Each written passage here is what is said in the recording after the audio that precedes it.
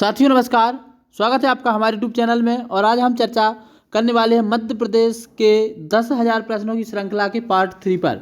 जो मध्य प्रदेश की 10,000 प्रश्नों की प्रश्न सीरीज है उसके पार्ट 3 पर हम बात कर रहे हैं। आज के भी 20 के 20 प्रश्न नदियों से संबंधित होंगे, क्योंकि किसी न किसी एग्जाम में एक दो क्वेश्चन नदियों से संबंधित अवश्य आते हैं। यदि आप हमारे 2-4 पार्ट देख लेते हैं तो आपके 2 नंबर नदियों से संबंधित कोई नहीं काट सकता। और स्पेशली ये वीडियो है जो MPPSC के लिए, MP ADPO के लिए, MP पुलिस के लिए, MP SI के लिए, पटवारी के लिए, इसके अलावा मध्य प्रदेश की जितनी भी भर्तियां होती हैं जहां जहां MPG के पूछा जाता है सबके लिए काफ़ी महत्वपूर्ण है। तो बढ़ते हैं आज के पहले प्रश्न की तरफ और शुरू करते हैं ये 10,000 प्रश्नों की प्रश्न सीरीज का तीसरा वीडियो।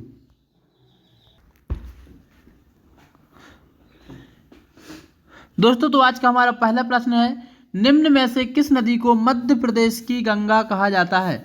ऑप्शन दिया गया है नर्मदा, बेतवा, क्षिप्रा, चंबल। हमें राइट आंसर बताना है। तो जो हमारा इसका राइट आंसर है बेतवा।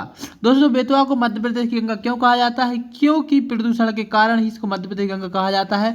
जितना प्रदूषण गंगा नदी में है उतना ही प्रदूषण बेतवा नदी में है, इसलिए इसको मध्य प्रदेश की गंगा कहा जाता है। लेकिन आपको 4 ऑप्शन और दिए हैं। किसी न किसी नदी को कोई ना कोई उपनाम से जाना जाता है। जैसे नर्मदा नदी को मध्य प्रदेश की जीवन रेखा कहा जाता है, बेतवा नदी को प्रदूषण के आधार पर मध्य प्रदेश की गंगा कहा ही जाता है, क्षिप्रा नदी को मालवा की गंगा कहते हैं और चंबल नदी को डाकुओं की या दस्युओं की शरणा स्थली कहा जाता है। बढ़ते हैं अगले प्रश्न की तरफ। जो आज का हमारा अगला प्रश्न है, धसान किसकी सहायक नदी है? दोस्तों हमें बताना है धसान किसकी सहायक नदी है। तो धसान है जो बेतवा नदी की सहायक नदी है। बढ़ते हैं हम आज के अगले प्रश्न की तरफ। जो आज का हमारा अगला प्रश्न है, निम्न में से कौन सा नर्मदा नदी का प्रपात नहीं है?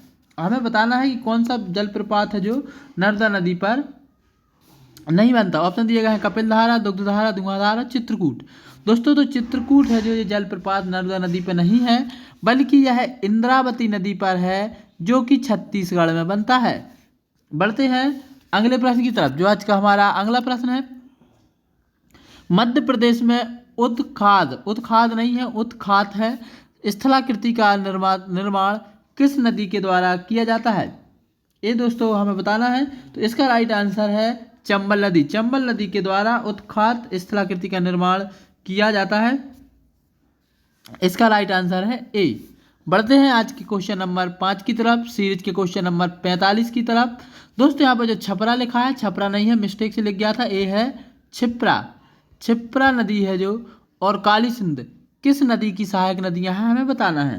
दोस्तों तो इसका जो राइट आंसर है क्षिप्रा, काली सिंध दोनों की दोनों सहायक नदियां चंबल की सहायक नदियां हैं और ये चंबल नदी में मिलती हैं। इसके अलावा चंबल की सहायक नदी में एक नदी और आती है पार्वती और गंभीर, 2 नदियां और हैं, ये चंबल की सहायक नदियां हैं।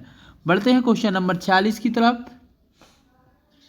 दक्षिण की ओर से मिलने वाली गंगा की प्रमुख सहायक नदी है। दोस्तों इसका राइट आंसर है सोन। सोन नदी है जो दक्षिण की ओर गंगा में मिलने वाली प्रमुख सहायक नदी है। सोन नदी का उद्गम स्थल होता है अमरकंटक से और अमरकंटक से बहती हुई ये दाईं ओर से गंगा नदी में मिल जाती है, क्योंकि दक्षिण की ओर बहती है। दक्षिण की ओर बहते हुए जाकर के जैसे गंगा बह के आती है तो दाईं ओर गंगा नदी में मिल जाती है, इधर से ऐसे। इसके बाद बढ़ते हैं अगले प्रश्न की तरफ। जो आज का हमारा अगला प्रश्न है कि सांची एवं विदिशा नगर किस नदी पर स्थित है? दोस्तों सांची और विदिशा है जो दोनों के दोनों नगर बेतवा नदी पर स्थित है। साथ ही साथ दोस्तों आपको बता दूं कि बेतवा नदी है जो यमुना की सहायक नदी है। आप लोगों के लिए एक प्रश्न है, आपको बताना है कि नर्मदा नदी पर कितने ऐसे बड़े शहर हैं जो बसे हुए हैं, हमें कमेंट करके बताएं। बढ़ते हैं अगले प्रश्न की तरफ। कितने सेंटीमीटर किसान वर्षा रेखा मध्य प्रदेश के अधिकांश भागों में पाई जाती है? हमें बताना है कितने सेंटीमीटर किसान नहीं है दोस्तों, यहाँ पर सम वर्षा रेखा है। सम वर्षा रेखा मध्य प्रदेश में पाई जाती है। तो इसका दोस्तों जो राइट आंसर है 100 सेंटीमीटर। जो हमारा सही प्रश्न है कितने सेंटीमीटर की सम वर्षा रेखा किसान नहीं है, यहाँ पर सम वर्षा रेखा मध्य प्रदेश में पाई जाती है। तो राइट आंसर है 100 सेंटीमीटर की। बढ़ते हैं आज के अगले प्रश्न की तरफ कि कितने सेंटीमीटर की सम वर्षा रेखा मध्य प्रदेश को दो भागों में विभाजित करती है। पहला हमारा क्वेश्चन था कितनी पाई जाती है, अब कितने सेंटीमीटर की समवर्षा रेखा मध्य प्रदेश को दो भागों में विभाजित करती है। तो इसका राइट आंसर है 60 सेंटीमीटर की वर्षा रेखा मध्य प्रदेश को दो भागों में विभाजित करती है, क्योंकि 60 सेंटीमीटर की वर्षा रेखा मध्य प्रदेश को दो भागों में विभाजित करती है। पहला भाग होता है आपका पन्ना, दमोह, सागर और रायसेन का। दूसरा भाग होता है होशंगाबाद और बैतूल जिले में। बढ़ते हैं अगले प्रश्न की तरफ, जो आज का हमारा अगला प्रश्न है, मध्य प्रदेश का जुलाई माह कितने मिलीबार रेखा के अंतर्गत आता है। दोस्तों, तो मध्य प्रदेश का जो जुलाई माह है यह 1000 मिलीबार रेखा के अंतर्गत आता है, जबकि 1030 मिलीबार जनवरी माह के अंतर्गत आता है। बढ़ते हैं अगले प्रश्न की तरफ। अगला प्रश्न है जो हमारा सीरीज का प्रश्न नंबर 11, आज का प्रश्न नंबर 11, सीरीज का प्रश्न नंबर 51। निम्न में से कौन सी नदी भ्रंश घाटी से होकर के प्रवाहित होती है। हमें बताना है कौन सी नदी है जो भ्रंश घाटी से होकर के बहती है। तो इसका राइट आंसर है नर्मदा और ताप्ती। तो इसमें ताप्ती ऑप्शन हमें दिया नहीं गया है, तो मात्र ऑप्शन बचेगा आ। राइट आंसर हमारा नर्मदा है, लेकिन नर्मदा के साथ एक नदी और है मध्य प्रदेश की, ताप्ती, जो कि आपको बताना है ये भ्रंश घाटी का निर्माण करती हैं, या जिसको रिफ्ट वैली बोलते हैं। बढ़ते हैं अगले प्रश्न की तरफ, जो आज का हमारा अगला प्रश्न है, निम्न में से किस नदी का वर्णन कादम्बरी तथा मेघदूत में मिलता है। दोस्तों, आपको बताना है मेघदूत किसकी रचना है, ये हमें कमेंट करके बताएं। तो आपको बता दूं कि कादम्बरी और मेघदूत में जिस नदी का वर्णन मिलता है वह है आपकी बेतवा नदी। बेतवा नदी में जो आपकी कादम्बरी और मेघदूत में इसका वर्णन मिलता है, क्योंकि यह मध्य प्रदेश की सबसे प्राचीनतम नदी है, जिसमें इसका जो नाम बताया गया है बेत्रवती नाम बताया गया है। इसका उल्लेख बाणभट्ट की रचना है कादम्बरी, उसमें मिलता है, और कालिदास की रचना है मेघदूत, इसमें मिलता है। बढ़ते हैं अगले प्रश्न की तरफ, जो हमारा अगला प्रश्न है, निम्न में से किस नदी को वाल्मीकि रामायण में सौभागधी कहा गया है।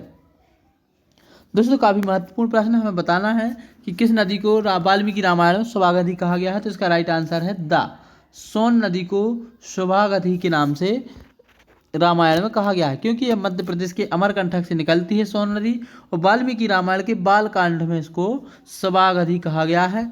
सोन को सोण, सुवर्ण का सोणभद्र भी कहा गया है, और सोन को सोण कहा गया है वहाँ पर, और सुवर्ण को सोनभद्र कहा गया है। बढ़ते हैं अगले प्रश्न की तरफ, जो हमारा आज का अगला प्रश्न है कि पुराणों में बैनगंगा को किस नाम से पुकारा गया है। दोस्तों, काफ़ी महत्वपूर्ण प्रश्न है, ये प्रश्न आपसे पूछ लिए जाते हैं तो कई सारे लोगों के समझ में ही नहीं आता कि पूछ क्या लिया गया है। तो पुराणों में बैनगंगा को बेवा, बैया, दीदी या उपरोक्त में से सभी नाम तो हमें बताना है, इसमें इसको सभी, इसका राइट आंसर है तो इन तीनों नामों से पुराणों में इसको पुकारा गया है, क्योंकि मध्य प्रदेश के सिवनी और बालाघाट जिले में बहने वाली बैनगंगा नदी है। कहाँ पर बहती है दोस्तों ये नदी बैनगंगा, तो सिवनी और बालाघाट में बहती है। पुराणों में से बेवा, बैया और दीदी नामों से संबोधित किया गया है। बढ़ते हैं अगले प्रश्न की तरफ, बुंदेलखंड की जीवन रेखा कौन सी नदी को कहा जाता है। दोस्तों, काफ़ी महत्वपूर्ण प्रश्न है। जो बुंदेलखंड की जीवन रेखा कहा जाता है, बुंदेलखंड की जीवन रेखा कहा जाता है बेतवा नदी को, क्योंकि बेतवा नदी रायसेन जिले से निकलती है, और रायसेन जिले से निकलने के बाद यह मध्य प्रदेश और उत्तर प्रदेश के बुंदेलखंड के क्षेत्र में प्रवाहित होती है।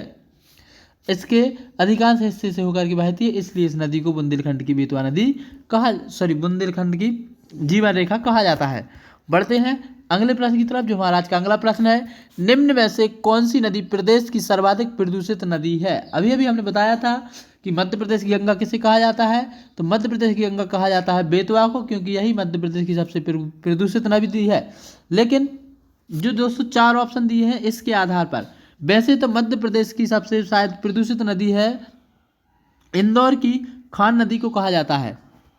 बढ़ते हैं अगले प्रश्न की तरफ। अगला प्रश्न है, बेतवा नदी किस में मिलती है। दोस्तों, यहाँ पर जो कितनी लिखा है, कितनी की जगह है किस में है, मिसप्रिंट हो गया है बाय मिस्टेक टाइपराइटर से। तो इसमें दोस्तों ऑप्शन दिए गए हैं गंगा में, यमुना में, ब्रह्मपुत्र में या सोन में। तो राइट आंसर है बेतवा नदी मिलती है यमुना में। यमुना में मिलती है, ये कौन सी जगह पे मिलती है यमुना में, तो आपको बता दूं कि यह यमुना में हमीरपुर के निकट यमुना नदी में मिल जाती है। हमीरपुर है जो यूपी का एक जिला है और ये रायसेन, विदिशा, झांसी, जालौन होते हुए हमीरपुर में मिलती है। यमुना नदी है जो बेतवा इसकी सहायक नदी है। बढ़ते हैं अगले प्रश्न की तरफ। अगला प्रश्न है, निम्न में से कौन सी नदी मध्य प्रदेश में नहीं बहती है? ऑप्शन है इसमें महानदी, नर्मदा, ताप्ती और कृष्णा। दोस्तों तो इसमें जो दो ऑप्शन दिए गए हैं, दो नदियां हैं जो मध्य प्रदेश में बहती हैं, नर्मदा और ताप्ती। महानदी और कृष्णा नदी मध्य प्रदेश में नहीं बहती, क्योंकि महानदी बहती है छत्तीसगढ़ में और कृष्णा नदी बहती है आपकी कृष्णा नदी आपकी जो बहती है ये बहती है आपकी आंध्र प्रदेश और कर्नाटक में। लेकिन आपको बता दूं कि जो महानदी है जब मध्य प्रदेश का विभाजन नहीं हुआ था तब मध्य प्रदेश में आती थी, वर्तमान में नहीं आती है। बढ़ते हैं अगले प्रश्न की तरफ। दोस्तों इसका राइट आंसर आ व दा दोनों होगा, क्योंकि वर्तमान में बात की जाए तो महानदी और कृष्णा दोनों नदी मध्य प्रदेश में नहीं बहती।